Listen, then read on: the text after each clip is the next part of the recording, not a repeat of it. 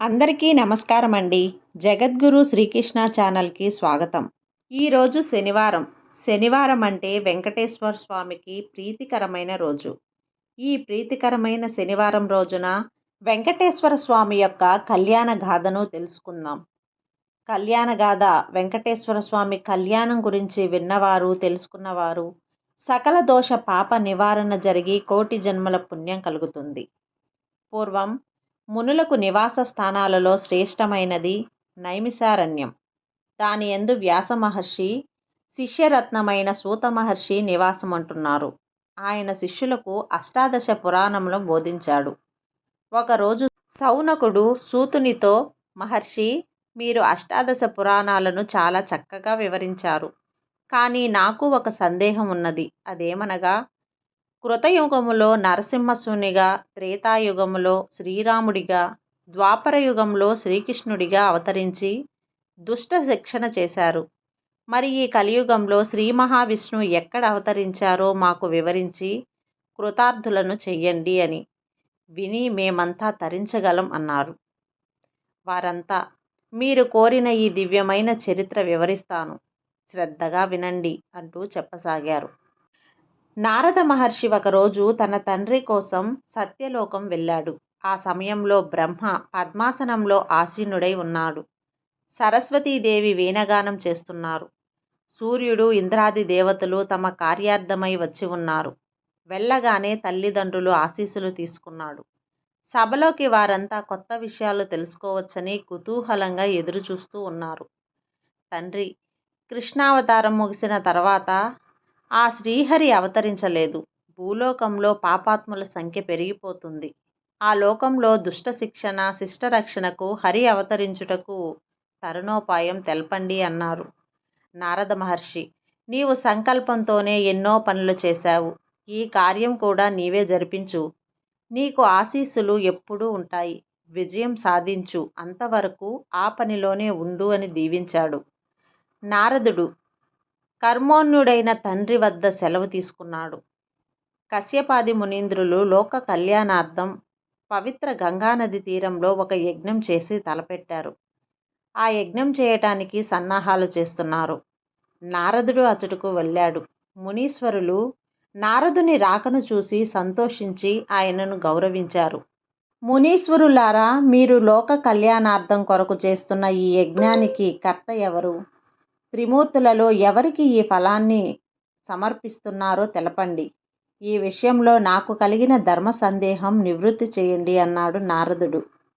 మునుల నుండి సమాధానం రాకపోవటంతో నారదుడు అర్థం తెలియక, మీరు చేసే ఈ యజ్ఞంలో నిష్ప్రయోజనం ఆలోచించండి అన్నాడు. కొందరు బ్రహ్మ గొప్ప కావున అతనికే ఇవ్వాలని, మరికొందరు విష్ణువుకు ఇవ్వాలని, ఇంకొందరు శివునికి ఇవ్వాలని వాదనలు వినిపిస్తున్నాయి. అంతటా నారదుడే, మీరు ఈ పవిత్రతను చెడగొట్టకండి అన్నారు. కశ్యపుత్రుడు, మహాత్మా, మీరే సెలవివ్వండి అన్నాడు. మహర్షి, త్రిమూర్తులలో ఎవరు సద్గుణ ప్రధానులో వారికే సమర్పించండి. అందుకు మహాజ్ఞాని, తపస్యాలి అయిన భృగు మహర్షిని పంపండి అన్నాడు. అందరూ కరతాళ ధ్వనులు చేసి అభినందించారు. ఈ దెబ్బకు భృగు మహర్షి గర్వం అణచివేత జరుగుతుందని నారదుడు సంతోషించాడు.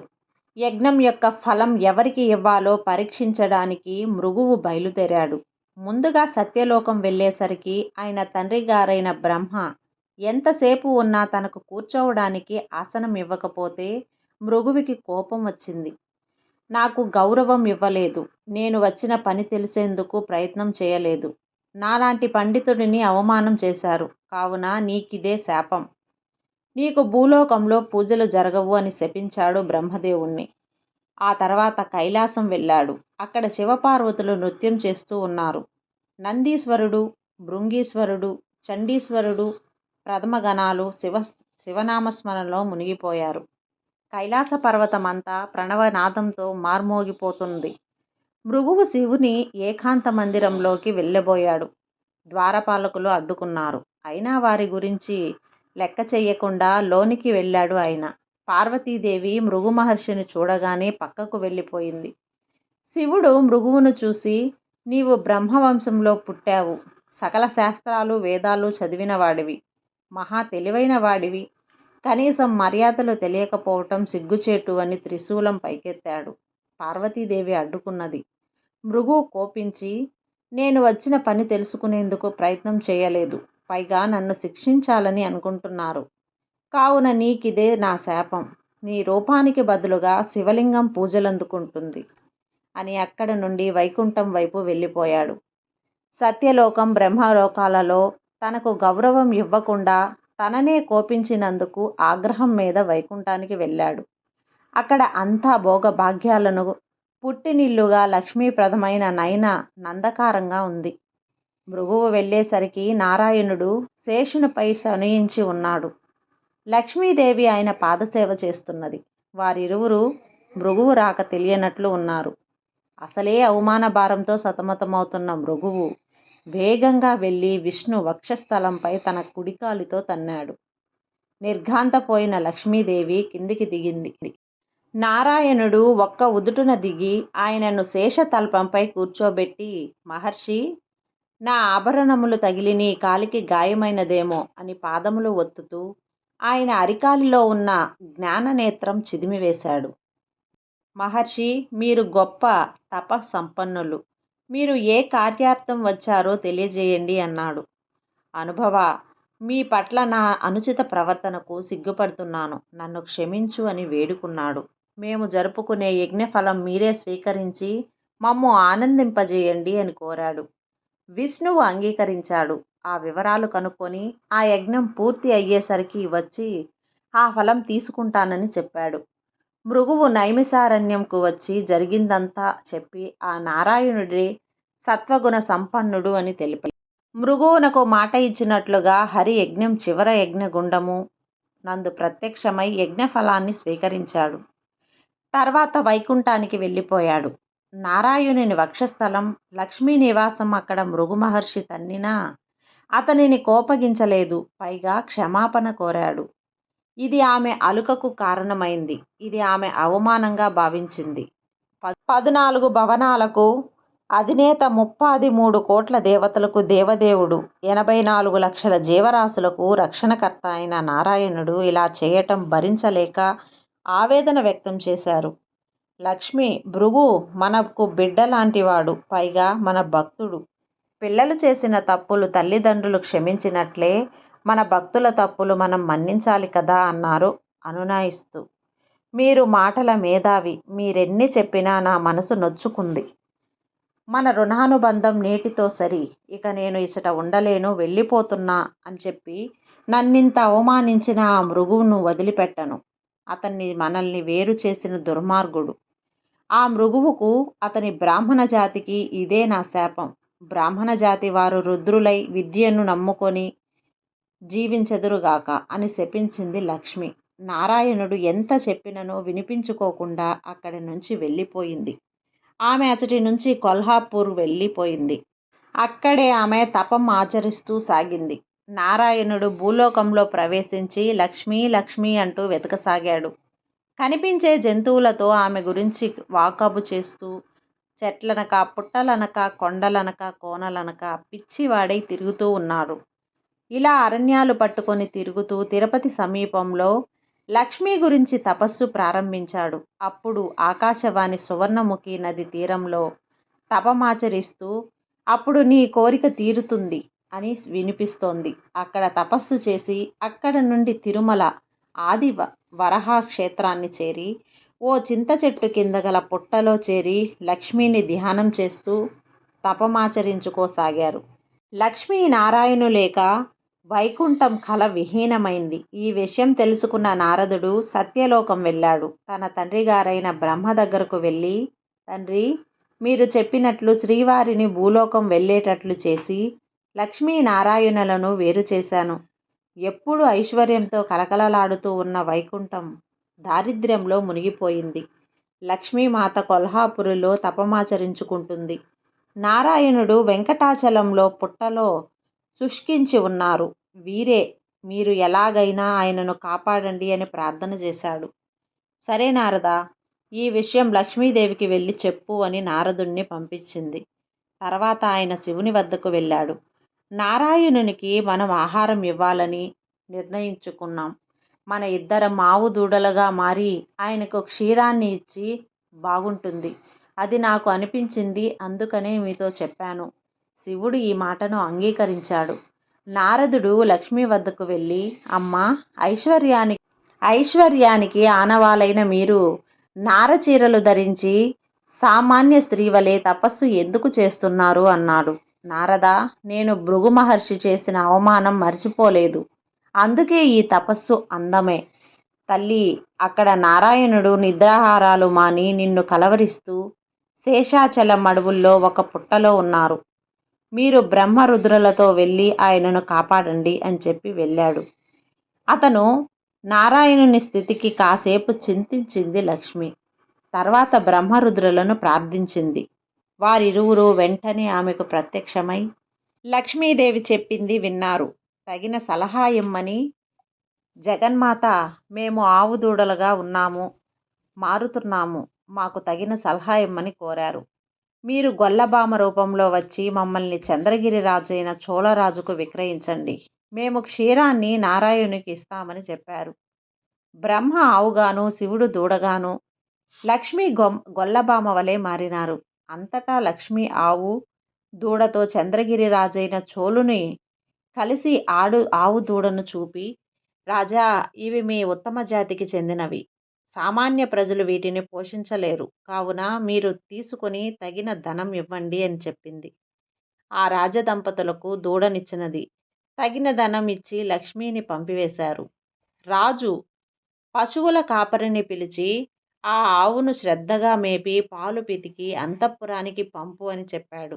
ఆవుల కాపరి మేపుతుండగా ఆ ఆవు ముందు నుంచి పక్కకు వెళ్ళి ఎవరూ చూడకుండా పుట్టలోని శ్రీహరికి పాలిస్తుంది. గోపాలుడికి పాలు ఇవ్వటం లేదు. ఈ ఆవు కొంతకాలం ఇలానే గడిచింది. రాణి గోపాలుడిపై అనుమానించింది. లేగదూడ ఉన్న ఆవు పాలివ్వకపోవటం ఏమిటి? ఇతను పాలు అమ్ముకుంటున్నాడేమో, తనే వాడుకుంటున్నాడా అని వెంటనే వాడిని పిలిచి, రేపటి నుంచి ఆవు పాలు తీసుకుని రావాలి, లేకపోతే శిక్ష విధిస్తానని చెప్పింది. మరునాడు వాడు ఈ ఆవును గమనిస్తూ ఉన్నాడు. అది పుట్టలో క్షీరధార వదలడం చూసి చేతిలో గొడ్డలి పైకెత్తినాడు. అది గమనించిన హరి తలాతున పైకి లేవటంతో ఆయనకు దెబ్బ తగిలింది. అది చూసి గోపాలుడు మూర్ఛపోయాడు. ఆవు వెంటనే హరి యొక్క రక్తంతో ఎర్రబారిన శరీరంతో అంతా అంబా అని అరుస్తూ రాజును పుట్ట వద్దకు తీసుకుని వచ్చింది. అక్కడ తలపై గాయంతో రక్తం కారుతున్న నారాయణ్ణి చూసి, తమరెవరో తెలియదైతే నన్ను క్షమించండి అన్నాడు. నన్ను నీవెరుగువా, చూడు అని సాక్షాత్కరించాడు. ఆ క్షణం రాజు ముందు, రాజా, ముందు వెనుక ఆలోచించకుండా గొడ్డలితో కొట్టినందుకు నీవు పిశాచమవుదుగాక అని రాజును శపించాడు శ్రీహరి. స్వామి, నేను గోపాలునకు ఆవును కొట్టమని చెప్పలేదు. నాకు శాప విముక్తి కలిగించండి అని ప్రార్థించాడు రాజుగారు. రాజా, నా శాపానికి తిరుగులేదు. కానీ నీవు ఒక అవతారం చాలించిన తర్వాత ఈ వంశంలోనే ఆకాశరాజుగా జన్మిస్తావు. నీ కుమార్తె పద్మావతిని నేను వివాహం చేసుకుంటాను. నీవు నాకు వజ్ర కిరీటం చేయిస్తావు. అనంతరం నీకు మోక్షం కలుగుతుంది అని చెప్పారు. అనంతరం మూర్ఛ నుండి లేచిన గొల్లవాడు తనను క్షమించమని ప్రాధేయపడ్డాడు. నీకు నేను వరం ఇస్తున్నా. నేను ఈ లోకంలోకి వచ్చిన తర్వాత నేను చూసిన మొదటి వ్యక్తివి నువ్వే. నేను త్వరలో ఇక్కడ శ్రీనివాసుడిగా అవతరిస్తా. రోజు నా మొదటి దర్శనం మీ వంశం వారికే అని చెప్పారు. తిరుపతికి 30 మైళ్ళ దూరంలో ఉన్న నారాయణపురం రాజధానిగా చేసుకొని సుధర్ముడు అనే రాజు పరిపాలన చేస్తున్నాడు. శ్రీహరి శాపం వలన పిశాచంగా మారిన చోళరాజు స్వల్పకాలంలో శరీరం దాలించి సుధర్మునికి ఆకాశరాజు అనే కుమారుడుగా జన్మించాడు. రాజదంపతులు సుధర్ముణ్ణి అల్లారు ముద్దుగా పెంచుకున్నారు. ఒకనాడు వేటకు వెళ్ళిన సుధర్ముడు అలసిపోయి కపిలతీర్థం దగ్గర విశ్రాంతి తీసుకోవాలని కూర్చున్నాడు. అదే సమయంలో నాగకన్య అక్కడికి స్నానం చేయాలని వచ్చింది. ఆమెను చూసి రాజు ఇష్టపడ్డాడు. వెంటనే గాంధర్వ వివాహం చేసుకున్నాడు. వారిరువురకు జన్మించిన వాడే తొండమానుడు. సుధర్ముడు ఆకాశరాజుకు రాజ్యాన్ని తొండమానుడికి అప్పగించి కన్నుమూశారు. ఆకాశరాజు ధర్మం తప్పకుండా పాలన చేస్తున్నారు. ఆకాశరాజు భార్య ధరణీదేవి ప్రజలను కన్నబిడ్డలుగా భావిస్తున్నారు. కానీ ఆయనకు పిల్లలు లేరు. ఈ చింత వారిని బాధ పెడుతూ ఉంది. ఒకరోజు వారి కులగురువు సుఖమహర్షిని ఆహ్వానించారు. ఆయనకు పాదపూజ చేశారు. తర్వాత తమ వేదన తొలగించమని ప్రార్థించారు. రాజా, పుత్రకామేష్ట యాగం చేస్తే తప్పక సంతానం కలుగుతుంది అని చెప్పారు. మంచి ముహూర్తం ఖరారైంది. బ్రాహ్మణులను రావించి కావలసిన ఏర్పాట్లు చేశారు. యాగశాల కోసం భూమిని బంగారు నాగలితో దున్నుతుండగా నాగలికి ఏదో తగిలినట్లు అనిపించింది. అది ఒక పెట్టె. అందులో పద్మంపై ఉన్న ఒక పసిపాప కనిపిస్తుంది. ఆ వెంటనే ఆకాశంలో మెరుపు. అందునుంచి ఆకాశవాణి ఇలా వినిపిస్తోంది. రాజా, నీ పూర్వజన్మ సుకృతం వలన ఈమె లభ్యమైంది. ఈమె వలన నీ వంశము తరిస్తుంది. ఈ మాట తథ్యం. అక్కడ ఉన్నవారు ఈ మాటలు విని సంతోషం వ్యక్తం చేశారు. అనంతరం యాగాన్ని రాజదంపతులు భక్తి శ్రద్ధలతో పూర్తి చేసుకున్న తర్వాత సూత మహర్షితో రాజమందిరంకు వెళ్ళినారు. మహర్షి, ఈ బిడ్డకు మీరు నామకరణం చేయండి అని కోరారు. రాజా, పద్మంలో మనకు కనిపించింది కావున పద్మావతి అని పేరు పెట్టండి అని చెప్పారు. వారు పద్మావతి అని పేరు పెట్టారు. ఆ పాపను అల్లారు ముద్దుగా పెంచుతూ ఉన్నారు. కొద్ది కాలంలోనే వారికి వసుధాముడు అనే కుమారుడు జన్మించాడు. ఇరువురు పిల్లలను అల్లారు ముద్దుగా చూస్తున్నారు. ఇంతటితో శ్రీహరి కళ్యాణ మహోత్సవం మొదటి భాగం పూర్తయింది. రెండవ భాగం ఇంకొక వీడియోలో మీతో షేర్ చేస్తానండి. నచ్చితే లైక్ చేయండి, అలాగే సబ్స్క్రైబ్ చేయండి, మరికొంతమందికి షేర్ చేయండి.